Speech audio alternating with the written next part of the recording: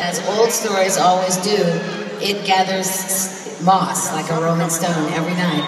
So it started out simple, and now it's not simple anymore. And in fact, it's a little bit like we don't even understand it anymore exactly. But we'll try to explain it to you. Probably in 1970, a girl wrote a poem and put it in probably her dresser drawer in San Francisco. And then a year later, she and her boyfriend moved to Los Angeles to get a record deal. And we got a record deal, and we made a record called Buckingham Mix. And the Buckingham Mix record was got all the great critical acclaim. The only problem was that it basically tanked, and we were back to square one. So, horrified as we were, we immediately started making the second Buckingham Mix album.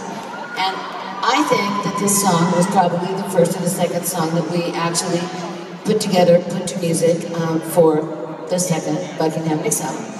And it ended up being, when it was written, before we ever moved to LA, the nicest piece of poetry that I ever wrote about Lindsay and I, because it's about both of us. It's really a lovely poem, and it's a lovely sentiment, and you know, as poems go, it's one of my nicest poems, because my poems aren't all that nice usually. This one is. So anyway, we wrote this beautiful song, and then it got lost. And we figured that probably somebody stole it out of our house. Happened all the time with cassettes, and then brought it back, and we never even knew it was gone. And then we lost it until 2010. And somebody, or some of our friends were on, oh yes, you guessed it, YouTube, and they found this little song that had been simmering in the cosmos for 100 years, and showed it to me, and I'm going like, oh my God. And so I showed it to Lindsay, and I said, do you remember this song? And he's like, well, yes, of course I remember it. And I'm thinking, well, how could we have lost this? How was this never recorded on a Fleetwood Mac record? Or any other record for that matter.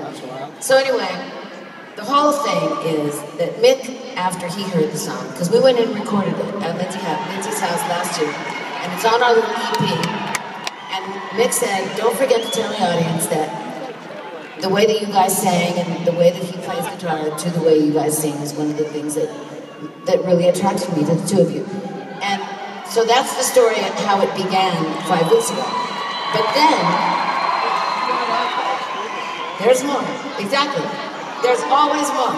And so then, Lindsay reminded me that they actually were attracted to me and him as singers. They were really, what they needed was a lead guitarist. And nowhere in the two words lead guitarist does it say, and extra girlfriend.